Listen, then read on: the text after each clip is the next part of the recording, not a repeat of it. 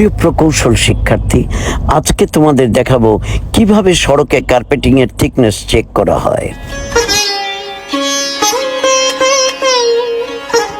Cutting টুল দিয়ে প্রথমে কাট করা হয়।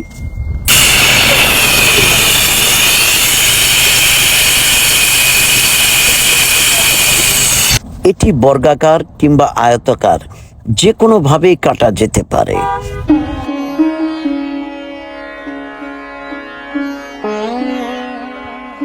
আপনারা দেখছেন এখানে আয়তাকার এই বিটুমিন কেকের চারপাশ আমরা মেজার করতে পারি এবং সেখান থেকে থিকনেস পেতে পারি।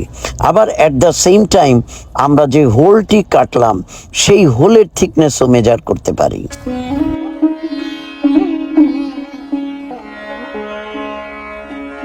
এরকম কয়েকটি জায়গায় করে তার অ্যাভারেজ থেকে আমরা মোটামুটি থিকনেস সম্পর্কে ধারণা পেতে পারি।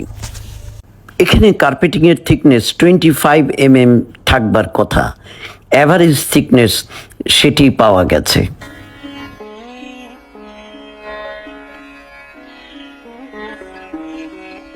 এরপরে বিটুমিনাস ইমালশন দিয়ে যে অংশ তোলা হয়েছিল তা আবার রিইনস্টেট করানো হয়। যদি এটি করা না হয় তাহলে এখান থেকেই কিন্তু শুরু হতে পারে স্কেলিং। প্রিয় প্রকৌশলী, তোমরা অত্যন্ত সাবধানতার সাথে এই কাজটি করবে এবং সঠিকভাবে এই কাজটি করবে যেন এখান থেকে কোনো ধরনের সড়কের ক্ষতির সৃষ্টি না হতে পারে। এবারে ব্রিজের স্লোপ নিয়ে দু একটি কথা বলব। আমি দাঁড়িয়ে আছি ভাঙ্গুড়া নওগাঁ সড়কে।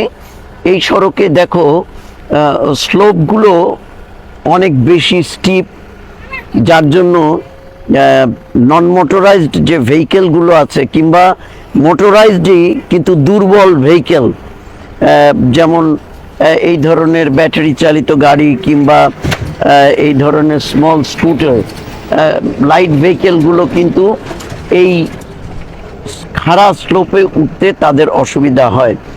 সেক্ষেত্রে আমাদের স্লোপটা গ্র্যাজুয়ালি করা দরকার। Doing something is not engineering, doing correct thing is the engineering. Thanks for watching. আল্লাহ হাফেজ। প্রিয় প্রকৌশলী, কনস্ট্রাকশন সাইটে লেবার ম্যানেজমেন্ট একটি বড় বিষয়। এটি অত্যন্ত সুচারুরূপে করতে হবে। তোমাদের ভালো মতো খাওয়া দাওয়া দিচ্ছে কিনা, মেসে তারা ঠিক মতো ভালো খাচ্ছে কিনা, কন্ট্রাক্টর ঠিক মতো তাকে পেমেন্ট দেয় কিনা, তাকে দিয়ে জোর করে ওভারটাইম করায় কিনা, এগুলো তো তাকে শিখাবেন আপনারা।